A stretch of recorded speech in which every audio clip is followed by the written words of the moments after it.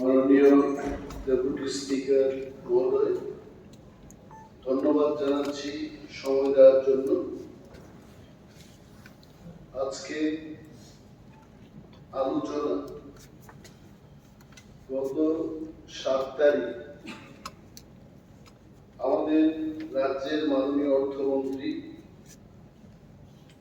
for the year 2023-24 এই হাউসে বিল পেশ করেছে এবং তার এই বাজেটের উপর আজকে আলোচনা হচ্ছে। বাজেট একটা বিরাট একটা বই আমাদের দেওয়া হয়ে থাকে। It is very difficult to digest.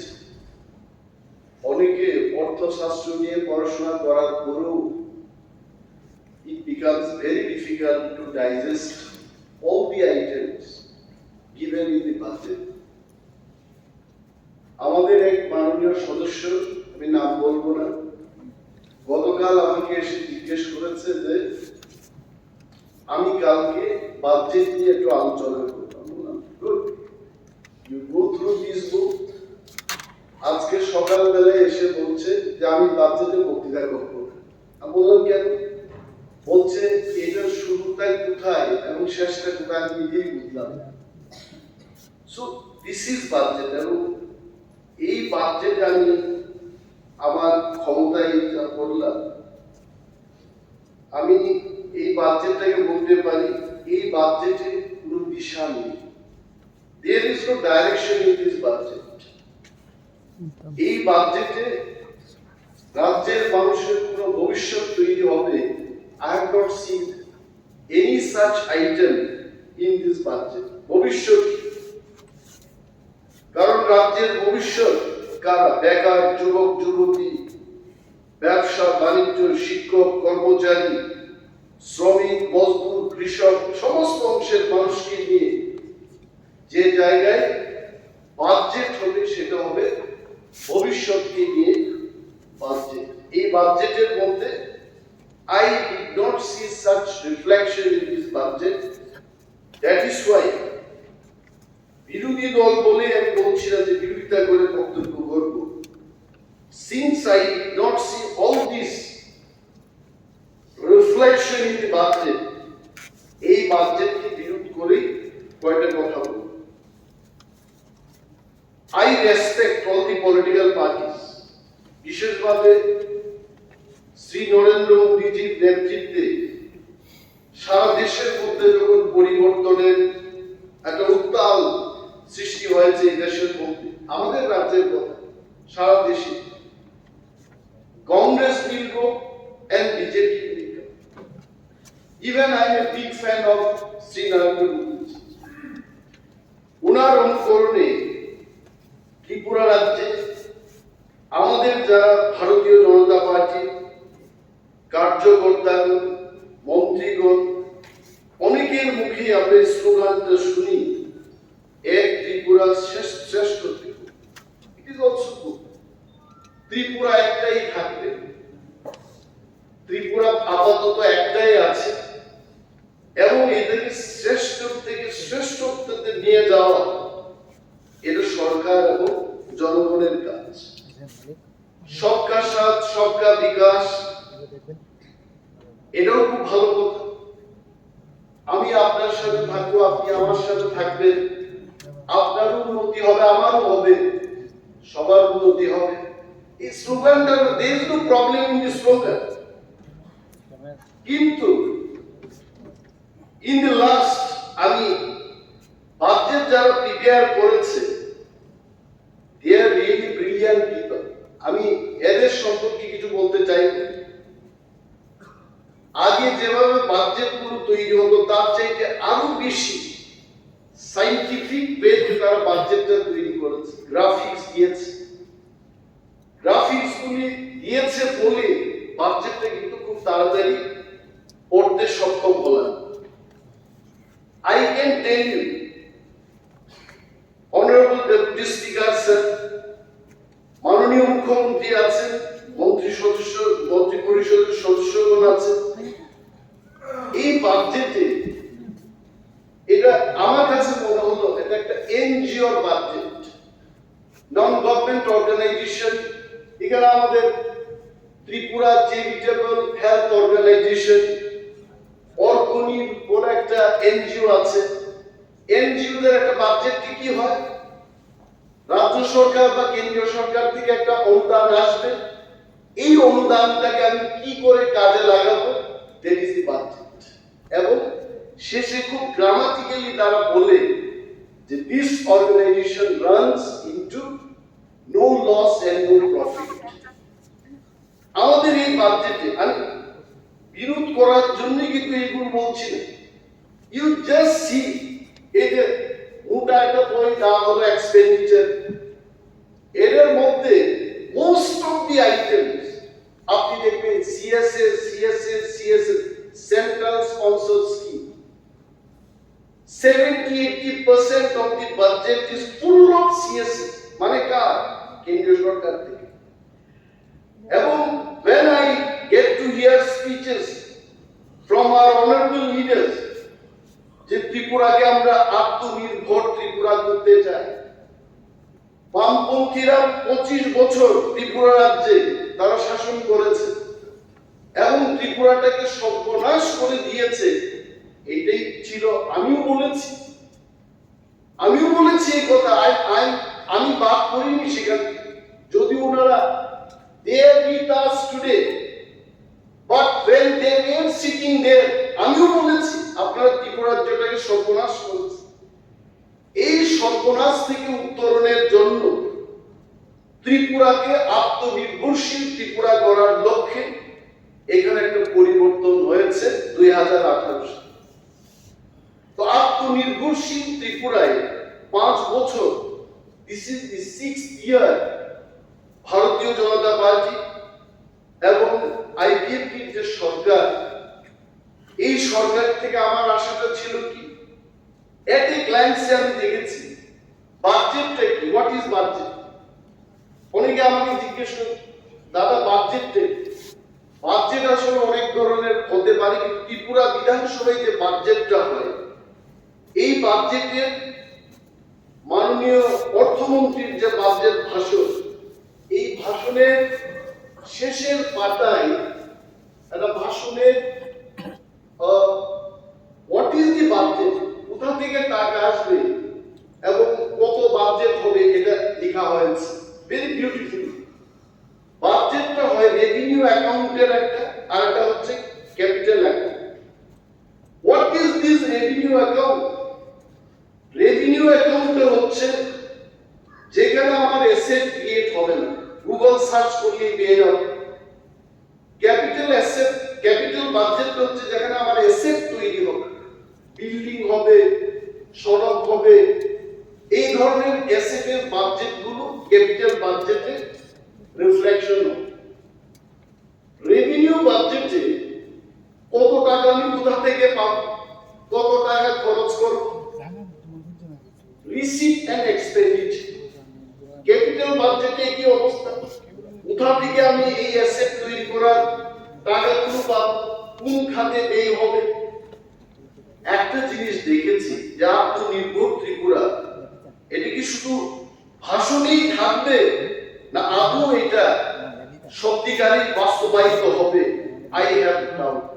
কারণ এইবারকার যে টাকার সোর্সে আমি দেখেছি ত্রিপুরার নিজস্ব সোর্সটা কি বলছে যে state own tax revenue 12.43%, state's own non-tax revenue 1.66%, যদি আমি যোগ করি সে 13-14% হবে।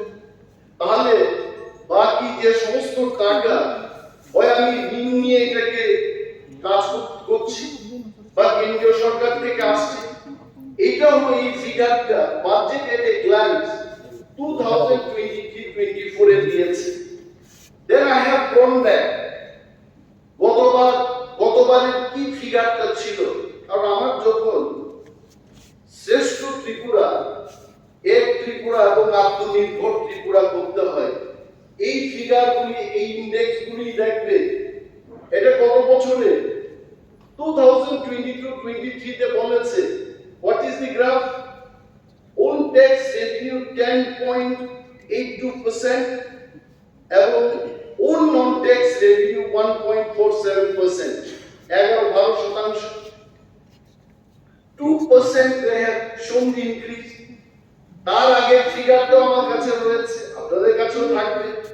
সেখানে কি বলেছে, নিজস্ব সোর্সের কি কথা বলেছে, এইখানে বলেছে 12.58%, 46, এখানে কি হবে যুগফল করে 13।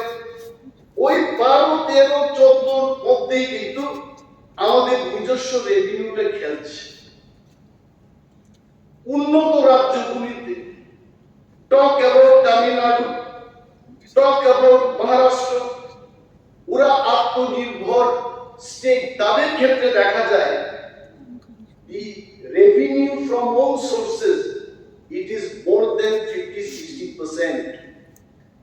6 বছর হবে এই সরকারের বয়স, 5 years gone, যেখান থেকে দাঁড়িয়ে আজকে বিজেপি এবং আইপিএফটির সরকার দাঁড়িয়ে আছে।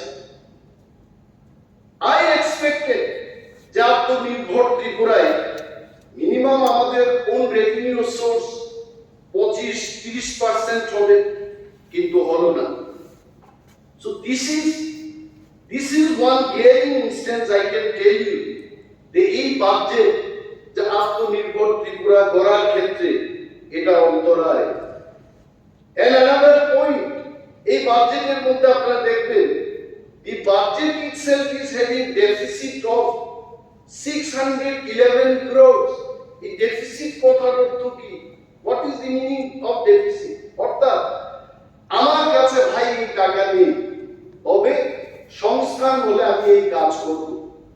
In very simple language, that is what deficit.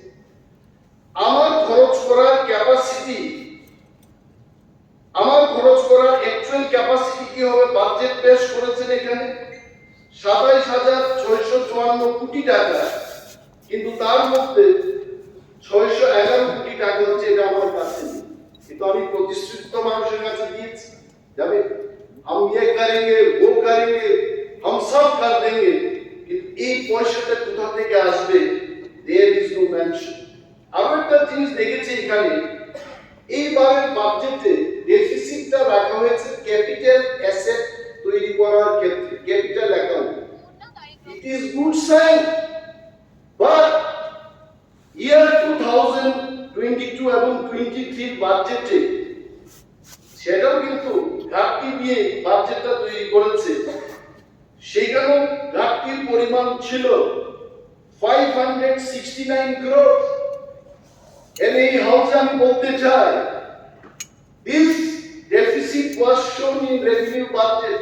আমার মাথায়, I am not a man of economics, I don't understand much of economics, তারপরে বলছি রেভিনিউ বাজেট যেহেতু আমি অ্যাসেট তৈরি করব না, আমি 500 কোটি টাকার উপর ঘাটতি রেখে রেভিনিউ বাজেটটা করলাম। কারণটা কি হতে পারে? আমার মতো সাধারণ রাজনৈতিক কর্মী আমি এটা ভাবতেই পারি, সিন্স ইয়ার 2023 তে ইলেকশন আছে, এই ইলেকশনে যদি আমি কিছু করতে যাই, অ্যাসেট তৈরির কি দরকার আছে? যা হবে রেভিনিউতেই হবে। This is not a good sign. Revenue বাজেটে বিশাল অঙ্কের টাকা ঘাটতি রেখে বাজেট করা, this was not the good sign of a budget. এই বাজেটে যারা নতুন এসছেন বা যারা বাজেট নিয়ে চর্চা করেন, আপনারা দেখবেন মাননীয় অর্থমন্ত্রীর বক্তব্যে উনি 177টা স্টেটমেন্ট দিয়ে সুন্দর করে বক্তব্য পেশ করেছেন। Printing is good, this printing I really appreciate. এই কাগজের যে কোয়ালিটি এবং টাইপিং যারা করেছে নিখুঁতভাবে টাইপিংটা করেছে, কিন্তু when you go inside this budget, এই বাজেটের মধ্যে it is contradicting with each other. এক জায়গায় বলছে আমি এই কাজটা করব, এই বাজেট স্টেটমেন্টে আমি দেখেছি অনেক জায়গায় যা হয়ে গেছে এটাকে বলতে চেষ্টা বেশি করেছে। আমার কি হবে? Any speech of finance minister would be appreciated when he will talk more আমি এই করব, এই করব, এই করব। কারণ এই বাজেটটা তো অতীতের জন্য বাজেট না, এই বাজেটটা হচ্ছে আগামী দিনের বাজেট। বাট মাননীয় সদস্যগণ, আপনারা যারা এই বইটাকে পড়বেন, ইউ সি মোর অফ হয়েছে, মোর অফ হচ্ছে, লেস হবে এই বাজেটের মধ্যে। অ্যানাদার পয়েন্ট যেটা সবচেয়ে বেশি গুরুত্ব দিয়ে আমি দেখেছি যে রাজ্যের 9 লক্ষ বেকারের কোনো উল্লেখ আছে কিনা। মোর দেন 9 lakh youth they are unemployed in this state. আমাদের ইন্ডাস্ট্রি কোথায় যাবে? সরকারটা আমাদের কাছে ইন্ডাস্ট্রি। আমি যখন এবিসিতে ছিলাম, একজন ভদ্রলোক গেছে আমাকে বলছেন সড়ক তৈরি করা ছেড়ে দিন, দরকার নেই, নলকূপ বসানোর কাজ ছেড়ে দিন, দরকার নেই, আমার ছেলেটাকে চাকরি দিন। এইটাই উন্নয়ন, কারণ আমাদের কাছে কোনো ইন্ডাস্ট্রি নেই। এইখানে যুবকদের জন্য বলা হলো না যে এই বাজেটে 9 লক্ষাধিক যে বেকার, এদের কি হবে? প্রতিনিয়ত আমার কাছে এসটিজিটি বেকাররা আসছে, বলছে আমাদের ইন্টারভিউ হয়ে গেছে এবং আমাদেরকে চাকরি দেওয়া হচ্ছে না। গত বিধানসভায় এই হাউসের মধ্যে উত্তর দিতে গিয়ে মাননীয় মন্ত্রী মহোদয় বলছিলেন যে কোর্টে এটা রায় হবে, কোর্টের রায় করে এটাকে দেখা যাবে। And we are so lucky, আমাদের অধিবেশনের শেষে 4 তারিখ এপ্রিল 2023 কোর্ট এসটিজিটিদের জন্য একটা রায় দিয়েছে। এই রায় বলেছে, আমি সবিস্তারে যাব না, কিন্তু this statement is very clear. This present review petition is dismissed and the imparted judgment and order is confirmed.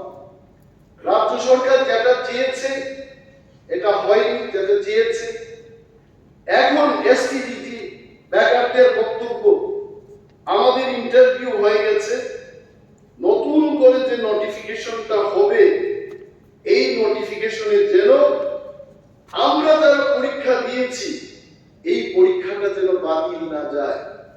এই পরীক্ষাটাকে যদি বাতিল করে দেওয়া হয়, মেনি মোর যুবক যাদের বয়স পেরিয়ে যাবে তারা চাকরি পাবে না।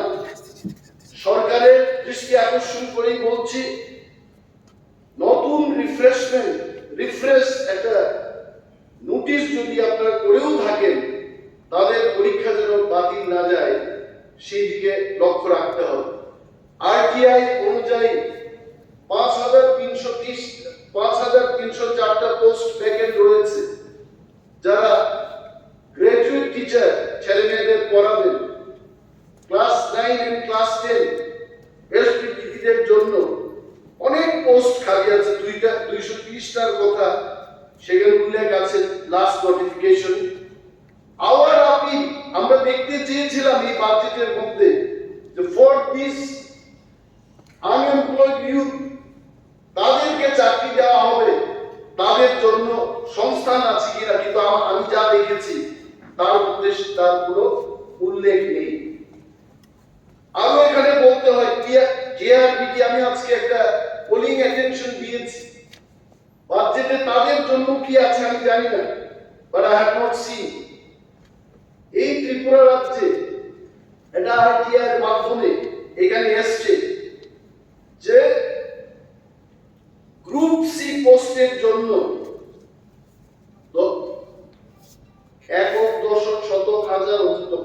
1 লক্ষ, আমি অঙ্কটা কম জানি, 1,04,238 জন applicant only for group C. তার মধ্যে ইঞ্জিনিয়াররাও নাকি দিয়েছে, অনেক মাস্টার ডিগ্রি হোল্ডার্সরা দিয়েছে। গ্রুপ ডির জন্য অ্যাপ্লিকেন্ট এখানে 55,675 অ্যাপ্লিকেন্ট। তার মধ্যে যারা পরীক্ষা দিতে এসছে 40,257 জন, গ্রুপ সিতে যারা পরীক্ষা দিয়েছে 81,278, এত সংখ্যক লোক পরীক্ষা দিয়েছে। তাদের পরীক্ষা হয়ে গেছে 20 তারিখ আগস্ট 2021 এবং 22 তারিখ আগস্ট 2021 ডি এবং সির জন্য জেআরবিটি ইতিমধ্যে পরীক্ষা দিয়ে শেষ করেছে। ইন্টারভিউ হয়েছে শুধু গ্রুপ সির জন্য 29 ডিসেম্বর থেকে 6 তারিখ জুন পর্যন্ত। Why I am reading this point? It is very interesting. 29 তারিখ ডিসেম্বর 2022 তারপরে কিন্তু ইলেকশন, জানার পর কিন্তু ইলেকশনের আগে ইন্টারভিউটা নেওয়া হলো। আমি অনেক আজকে যারা শাসক দলে বসে আছেন, ওনারা যখন বিরোধী দলে ছিলেন ওনাদের বক্তব্য দিতে শুনেছি যে ইলেকশনের ললিপপ দেখিয়ে আপনারা এই ইন্টারভিউটা নিচ্ছেন। আই থিঙ্ক ওনার কথা যদি সত্য হয়, এই ইন্টারভিউ না হলো গ্রুপ সির জন্য 29 ডিসেম্বর থেকে 6 তারিখ জুন 2023 কিছুদিন আগে পর্যন্ত, this is also election period. এবং গ্রুপ ডির জন্য নো ইন্টারভিউ টিল ডেট। এই বাজেটে আমি না, রাজ্যের হাজার হাজার বেকার যুবক যুবতী they wanted to see that তাদের জন্য সংস্থান রাখা হয়েছে, but there is no mention in this budget. এবং সরকারের দৃষ্টি আকর্ষণ করে বলছি, please complete this entire process, যাতে করে আমাদের এই রাজ্যের হাজারো বেকার যুবক যুবতী তারা চাকরি পাবে। স্বাস্থ্য দপ্তর, মাননীয় মুখ্যমন্ত্রীর কাছে এই স্বাস্থ্য দপ্তর রয়েছে, এটা পড়তে গিয়ে জায়গায় দেখলাম this point is good, this point looks good, কিন্তু এই পয়েন্টের নেগেটিভ সাইডটা আমি বলছি।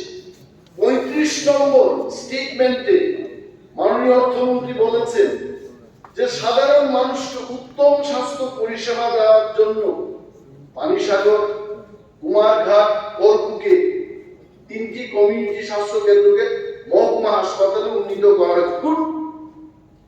তারপরে বলেছে যে গোমতী জেলা, ধলাই জেলা এবং দক্ষিণ জেলায় ট্রমা কেয়ার সেন্টার উদ্বোধন করা হয়েছে। আই টেল জিবির যে ট্রমা সেন্টার, সেখানেই তো আমরা ঠিক মতো পরিষেবা দিতে পারছি না। Government is unable to take care of the patients coming there. And আরো 3টি খুলে if you are not sending good doctors there, মাননীয় মুখ্যমন্ত্রী নিজে একজন ডাক্তার, উনি বুঝবেন। If you do not give proper equipment, good doctor যদি সেখানে না যায়, এইটা করে শুধু বাজেটে আমরা বলে যে আমরা খুলেছি, I don't think this will carry good meaning.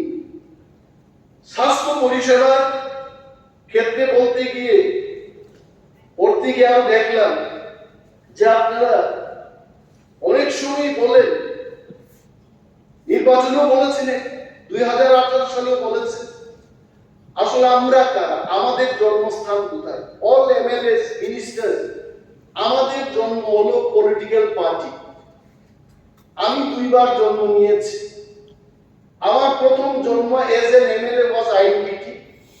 এইবার টিপ্রামথা থেকে আমার জন্ম হয়েছে। আপনারা যারা এখানে বসে আছেন, আপনাদেরও জন্মস্থান আছে, যে উৎপত্তি স্থল আছে। আপনারা কেউ ভারতীয় জনতা পার্টি, কেউ সিপিএম পার্টিতে জন্মগ্রহণ করেছে। অল পলিটিক্যাল পার্টি নির্বাচনের আগে প্রতিশ্রুতি দিয়ে থাকে, সরকারে এলে সেই কাজটা করবে। আমি আপনাদের নির্বাচনী প্রতিশ্রুতিতে দেখেছি যে জাতীয় স্তরের একটা হাসপাতাল করা হবে, all India institute of medical সায়েন্সের মতো একটা হাসপাতাল ত্রিপুরায় গড়া হবে। Very nice. প্রথম 5 বছর তো হলো না। Now you are entering in the second phase of your government. কিন্তু বাজেটে তার কোনো উল্লেখ নেই। তাহলে আপনারা নির্বাচনের সময় যা বলেছেন এটার প্রতিফলন আপনারা করছেন। ইফ আই টক ভিশন ডকুমেন্টে আপনারা যা বলেছেন, আমি গিয়েছি কিছু কিছু বাজেটের বই দেখেছি, ফর 2021, 19, তারপরে 20 এগুলো দেখেছি। Where is said to tell the house যে এটার রিফ্লেকশন খুব কম হয়েছে। মাননীয় মুখ্যমন্ত্রী এখানে হাউসের মধ্যে আছেন, লিডার অফ দি হাউসকে আমি দৃষ্টি আকর্ষণ করে বলবো, আপনাদের উপর রাজ্যের এডিসি এলাকার মানুষের একটা আশা ছিল যে বামেরা 25 বছর, তার আগে 10 বছর, 35 বছরে আমি বলেছি এই কথা, এডিসি কে আর বাড়তে দিল না। এটা টবের মধ্যে একটা নারিকেল গাছ লাগিয়ে এটাকে যেভাবে জীবন্ত রাখা হয়, এটার অবস্থা ওই জায়গায় গেছে। We expected বিজেপি এবং আইপিএফটি এই সরকার খেয়াল রাখবো। আমাদের অধ্যক্ষ মহোদয়, আমি I am very timely man, আর আপনিও আমাকে টাইম দেবেন আমি জানি। তো let me just talk about that. এগুলো আমরা বললে সরকার জানবে যে কি হচ্ছে তাই। এইখানে বাজেটটা দেখে আমি খুব ব্যথা পেলাম, আমি খুব ব্যথিত হলাম। সেই দিন আমাদের স্পিকার মহোদয় আমাকে বলছিলেন, অনিমেষ বাবু আপনি যে এইভাবে ওয়েলে নেমে চিৎকার করবেন, এটা দেখে আমি ব্যথিত হলাম। রাত্রিবেলা গিয়ে চিন্তা করলাম, হয়েছে ওনার ব্যথা। আমিও এই বাজেটটা দেখে ব্যথিত হলাম যে এইবার কি বাজেটটা দিয়েছেন। 2022-23-এ এডিসির জন্য বাজেট ছিল 619,25,00,000 টাকা। এইবার প্রফেসর ডক্টর মানিক সাহা মহোদয়ের নেতৃত্বে, সুশিক্ষিত মুখ্যমন্ত্রীর নেতৃত্বে আমরা আশা রেখেছিলাম যে এই বাজেটটা হয়তো বা 1-1,500 কোটি টাকার মধ্যে থাকবে। যখনই ওনার সাথে আমাদের দেখা হয়, in person, in private also, we tell, please take care of the people living in TTADC area. কিন্তু এইবার বাজেটটার পরিমাণ কি? 672,64,00,000 টাকা। It is only an increase of few lakhs of rupees, only few crores. এবং রাজ্যের যে বাজেট 27,000 কোটি টাকা দিয়ে এটাকে যদি পার্সেন্টেজ বের করা হয়, it comes around only 2.7% budget. আমাদের প্রচলিত কথা এই ত্রিপুরা রাজ্য সরকারের মধ্যে ছিল এবং আছে, বিশেষভাবে যারা বর্ষিয়ান লিডার সরকার পরিচালনায় যারা অংশগ্রহণ করেছেন তারা জানবেন, টিএসপি ট্রাইবাল সাপ্লাইন বলে যে টাকা আছে, in every department 31% money has to be spent for the tribal people, that is for TSP. এই যে মাননীয় মুখ্যমন্ত্রী বা অর্থমন্ত্রীর মাধ্যমে এই বাজেটে যা যা বলেছেন যে আমরা কি বলে এডিসি উন্নয়ন করব বলে, সেখানে 1 কোটি টাকা ফাউন্টেন, ওয়াটার ফাউন্টেন তৈরি করার কথা বলছে। এখানে উল্লেখ আছে এই বাজেটে, only 1 crore for water fountain in ADC.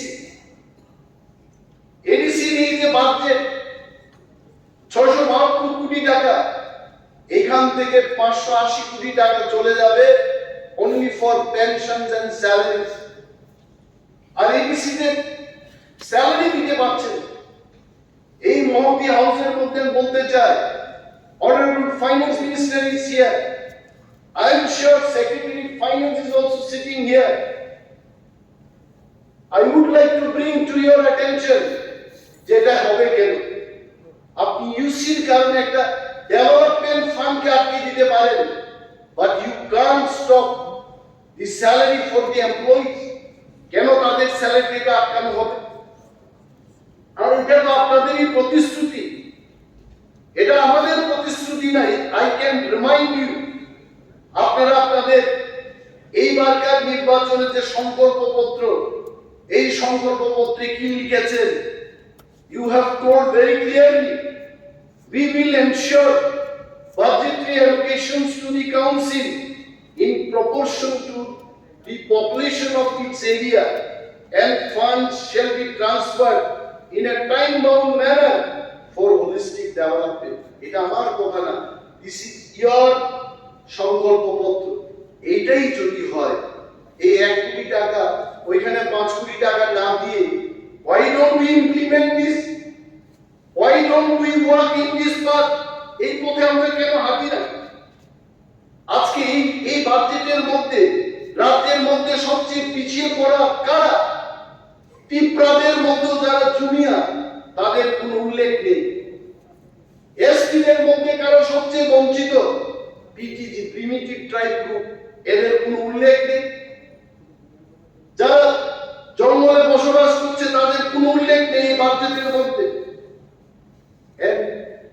Honourable deputy speaker sir, আপনার মাধ্যমে সরকারের দৃষ্টি আকর্ষণ করে বলতে চাই, এখানে ডিডব্লিউএস সংক্রান্ত ব্যাপারে আপনারা বলেছেন যে আগের বাজেটগুলোতে আপনারা খুব সুন্দরভাবে লিখেছেন যে এত পরিবারকে জল সরবরাহ করা হবে। এইবার কিন্তু ডিডব্লিউএস আমি দেখেছি এটা বলে নাই। কি বলেছে? Sir, I think please allow me for another 5 minutes. আর অনেক বলার আছে, আমি বলছি। এখানে আপনারা বলেছেন যে 2024 সাল মার্চের মধ্যে রাজ্যের সমস্ত গ্রামীণ পরিবারকে পাইপের মাধ্যমে পানীয় জলের সংযোগ দেওয়া হবে বলে আশা করা হচ্ছে। মাই ডিয়ার স্যার, আশা আশাতেই থাকবে, এই আশা কখনো সম্পূর্ণ হবে না। Why I am telling you?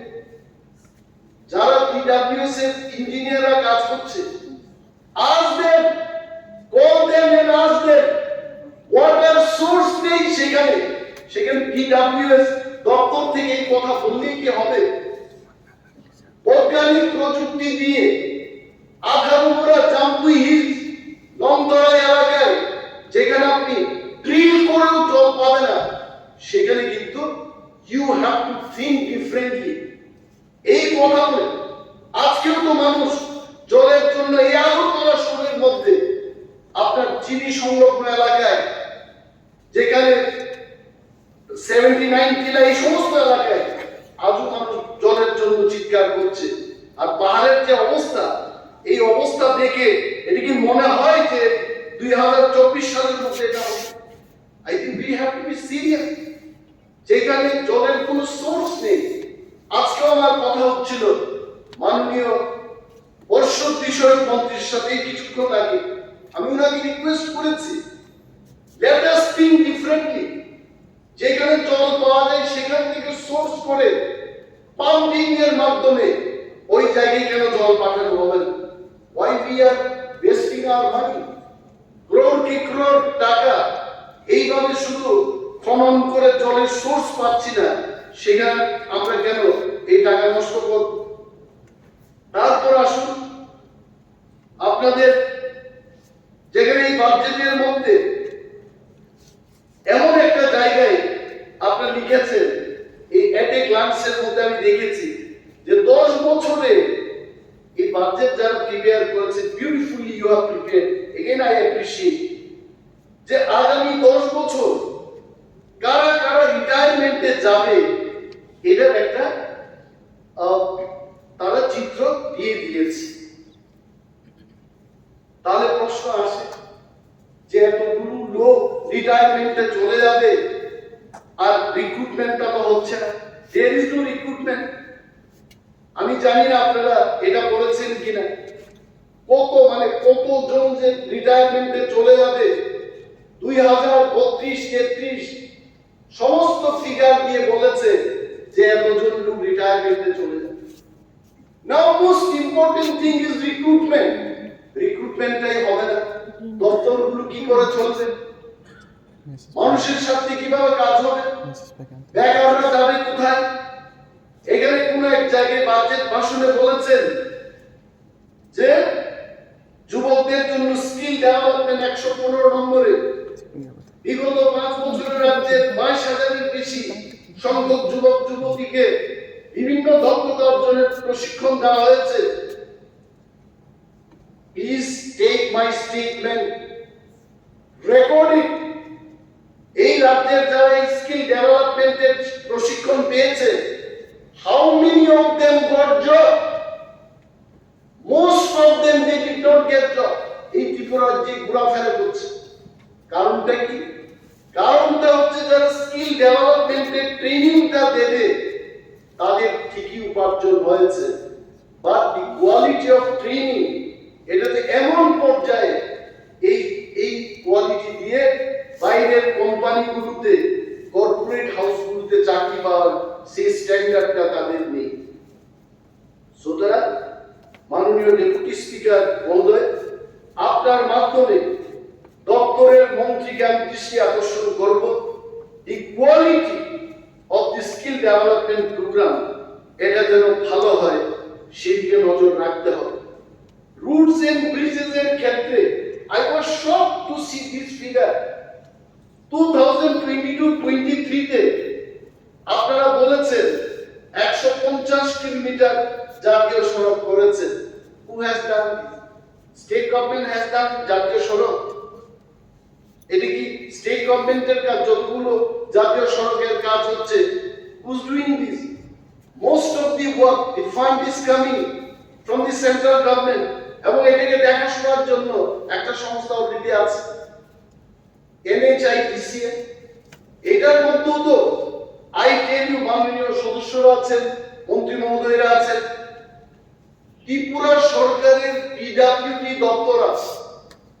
PWD দপ্তরের মধ্যে NH বলে একটা উইং আছে।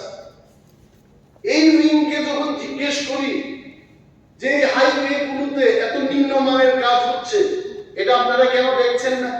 তারা বলে, স্যার আমাদের তো এটা দেখাশোনার দায়িত্ব না, এটা ডাইরেক্ট দিল্লি থেকে লোকগুলো আসছে, এদের এক্সিকিউটিভ ডাইরেক্টর জিএমরা সব দেখছে, আমরা ত্রিপুরার ইঞ্জিনিয়ার, আমাদের এই কাজগুলো দেখাশোনার কোনো দায়িত্ব নেই। মাই কোয়েশ্চেন ইজ, আমি খবর নিয়েছি মণিপুর, অরুণাচল, আসামে ওইখানকার পিডব্লিউডি দপ্তর ওই কাজগুলো মনিটরিং করে। You don't do that work. Monitoring করে তখন আমরা জনপ্রতিনিধিরাও আমাদের জিজ্ঞেস করতে পারি, আমাদের ইঞ্জিনিয়ারদের জিজ্ঞেস করতে পারি যে কেন এগুলো হচ্ছে না। আপনি কাকে জিজ্ঞেস করবেন? খোয়াই কমরপুর রুটের কথা বলছে হাউসে দাঁড়িয়ে, হাইওয়ে তৈরির ক্ষেত্রে ব্রিক্স ব্যবহার করা যায় না, বা দে আর ইউজিং ব্রিক্স।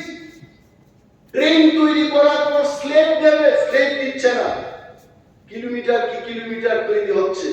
কাকে জিজ্ঞেস করব? whom to ask this question? কেন আমরা আমাদের পিডব্লিউডি, NH এদেরকে দায়িত্ব দিই? তাতে আমি দেখেছি 3% এজেন্সি ফি আমরা পাবো, 3% ফর মনিটরিং ফিটাও পাবো। যদি 100 কোটি টাকার কাজ হয়, সেখানে 6%, 6 কোটি টাকা রাজ্য সরকারের কোষাগারে আসবে। Why are we not giving them that opportunity? এমনিতেই তো এখানে গত বছর রাজ্য সরকার মাত্র 30 কিলোমিটার রাজ্য সড়ক নির্মাণ করা হয়েছে। Since you don't have so much of work, এই কাজের মধ্যেও তাদের একটা সুযোগ করে দিলে আমরা প্রশ্ন করতে পারতাম।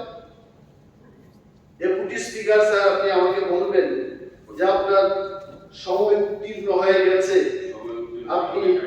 আপনি বসে পড়ুন, নতুবা ওয়াচের ওয়ার্ডকে দিয়ে আপনাকে থামাতে হবে। তবে I tell sir, tribal welfare department, it is such a big department. এই ডিপার্টমেন্টের মধ্যে মানুষ যে এই বাজেটটা বেরিয়েছে সোশ্যাল মিডিয়ায়, মানুষ আমাকে প্রশ্ন করছে, আপনি বলুন বিধানসভার মধ্যে ওবিসি দের জন্য যদি আইএস আইপিএস এদের ব্যবস্থা নেওয়া হবে, তাহলে কেন এসটি দের হবে না? কেন এসটি দের ক্ষেত্রে হবে না? Question comes, I don't know. এই যখন মাননীয় মন্ত্রী মহোদয়গণ বক্তব্য রাখবেন, এগুলো নিশ্চয়ই উত্তর দেবেন। কারণ এইখানে শুধু ওবিসি ওয়েলফেয়ার থেকে কি কি বিষয়ে আইএস এর জন্য কতজনকে 180 জন বলেছে কোথাও, এদেরকে ব্যবস্থা করবে, কিন্তু এসসি এবং এসটি দের সেই ক্ষেত্রে কোনো উল্লেখ নেই। Now come to the point of power department. Power ডিপার্টমেন্টের যিনি মাননীয় মন্ত্রী মহোদয়, is the most experienced member in this house. প্রশ্ন যাচ্ছে এখন যে লোডশেডিং হচ্ছে। Load shedding is a big problem. আমার নিজস্ব বাড়ি, গ্রামের বাড়িতে, my father gave me a call one day, আজকে থেকে 1.5 মাস আগে, বলছে তুমি বিরোধী দলনেতা, তোমার কোনো পাওয়ার নেই নাকি? আমি বললাম কি পাওয়ারের কথা বলছো? বলছে গ্রামের মধ্যে 7 দিন ধরে এখানে ইলেকট্রিক পাওয়ার নেই, আর কেউ খবর রাখছে। ইঞ্জিনিয়ার বাবুকে গিয়ে বলছে যে ওই একটা নাম্বার আছে, ওই নাম্বারে ফোন করো, ওইখান থেকে এরা বলবে। আসলে তো people are not habituated with call centre. আগুন তোলা শুনলে এটা খারাপ হবে, লাইন খারাপ হবে, এটা কোন করতে হবে? দিল্লিতে বসে আছে কেউ কল সেন্টারে, ওইখান থেকে নির্দেশ এলে এখানে কাজ হবে। প্রাইভেট কোম্পানি, আপনাদের নিশ্চয়ই মনে আছে যে ইলেকট্রিসিটি বিল কেন বাড়ছে। মানুষের একটা ধারণা আছে যে আমার এইটুকু ফ্রিজ ব্যবহার করার পর, এইটুকু লাইট জ্বালানোর পর আমার এইটুকু বিল আসছে। Now people are having question, আমার দ্বিগুণ ত্রিগুণ করে কেন বিল আসছে? প্রশ্ন বুঝতে গিয়ে ব্লকে তালা লাগানো হচ্ছে। এই প্রশ্নকে, এটা কারণটা people are taking, এটার প্রবলেম হচ্ছে প্রাইভেট কোম্পানি। প্রাইভেট কোম্পানির লোকগুলো মুনাফা লুটার জন্য এরা বিলটাকে বৃদ্ধি করে দিচ্ছে। মাননীয় মন্ত্রী মহোদয়কে আমি অনুরোধ করব যে এই বিষয়ে খোঁজ খবর নেওয়া উচিত, আদৌ কি এটা হচ্ছে কিনা। লোডশেডিং এর ব্যাপারটি ওনার সাথে যখন কথা হয়, উনি বলছিলেন যে গরমকালে তার এবং তারকে ধরে রাখার একটা জায়গা উনি জানবেন, উনি বলবেন, যখন বলবেন যে এটা গরম হয়ে তারটা ছিঁড়ে যাচ্ছে, তার না লাগানো পর্যন্ত লোডশেডিং ঠিক করা যাচ্ছে। আমার প্রশ্ন হচ্ছে, ত্রিপুরা রাজ্যে প্রত্যেক বছর গ্রীষ্মকাল হবে, প্রত্যেক সময়টা গরম হবে, জ্বলবে, তারটা ছিঁড়ে যাবে, তখন মানুষের কি করতে হবে? We have to be serious. We have to do all this. বাজেটে পাওয়ার ডিপার্টমেন্টে কাঠভূষণ আনলো, আমি খুঁজে দেখলাম, কারণ কাঠভূষণ আনার ক্ষেত্রে একটা রুলস সেখানে আছে যে এস্টিমেটেড বাজেট থেকে এইবারকার বাজেট যদি কম হয়, তাহলে সেখানে ইউ ক্যানট আস্ক কাঠভূষণ। তাহলে আমার কোনো স্কোপ নেই, মাননীয় সদস্যদের স্কোপ নেই। কিছু কিছু ক্ষেত্রে ত্রিপুরা সরকারের যে বাজেটটা আপনারা পেশ করেছেন, এই বাজেটে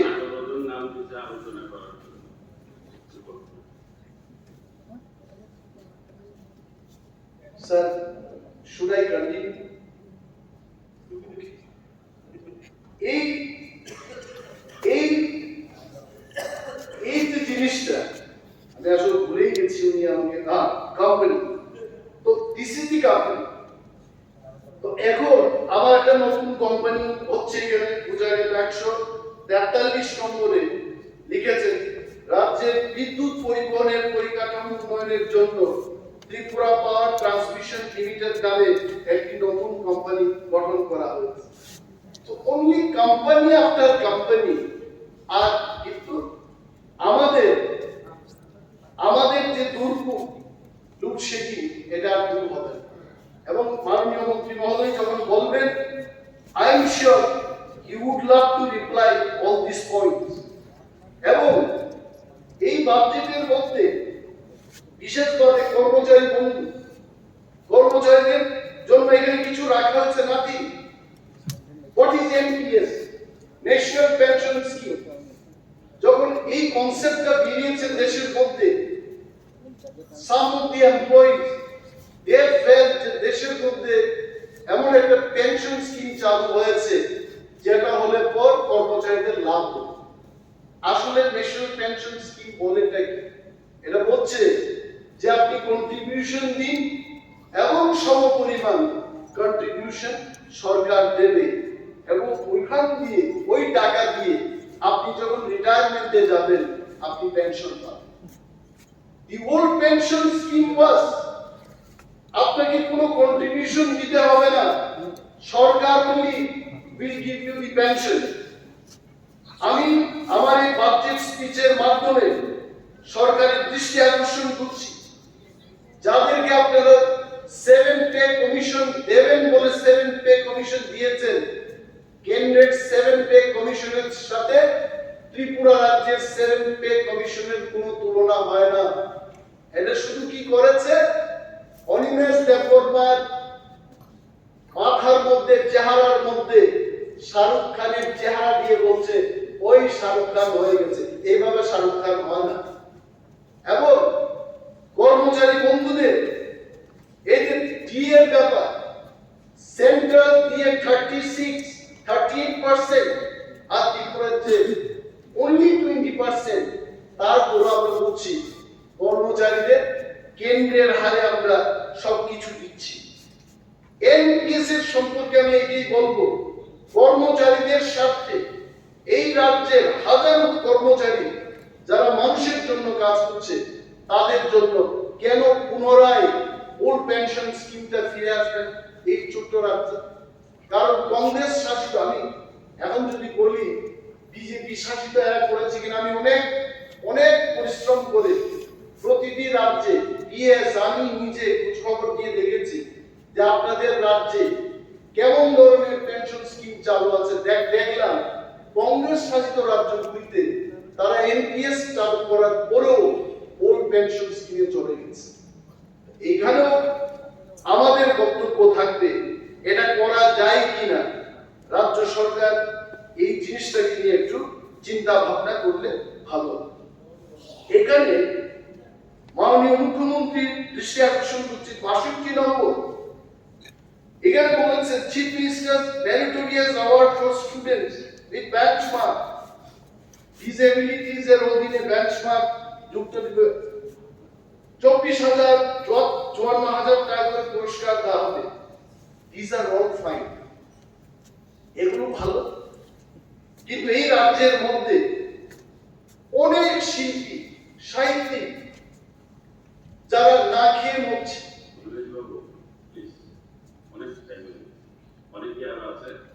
I conclude in just next 2 minutes.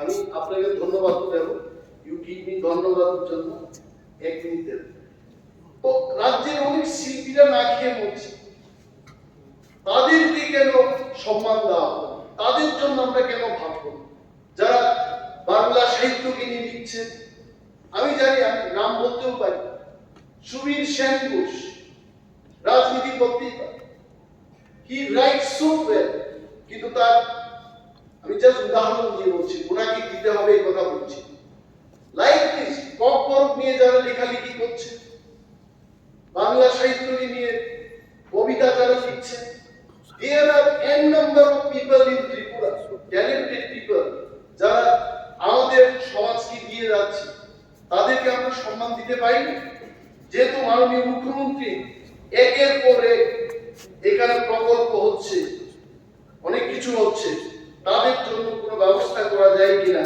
আমি সরকারের কাছে অনুরোধ করছি এবং ইয়েস তাহলে আমাকে শেষ করতেই হবে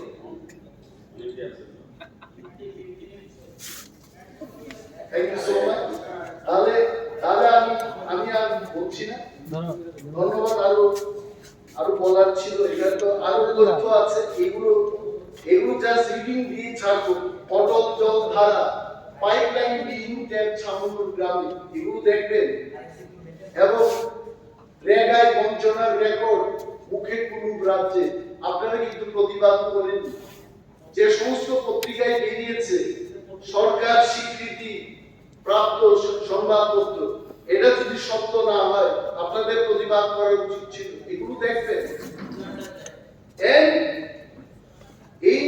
এই বাজেটটা আরো সুন্দর করে রাজ্যের মানুষের স্বার্থে যেখানে বেকার, কৃষক, ব্যবসায়ী সমস্ত অংশের মানুষের কল্যাণ যেন হয়, সেইভাবে যেন আবার পেশ করা হয়।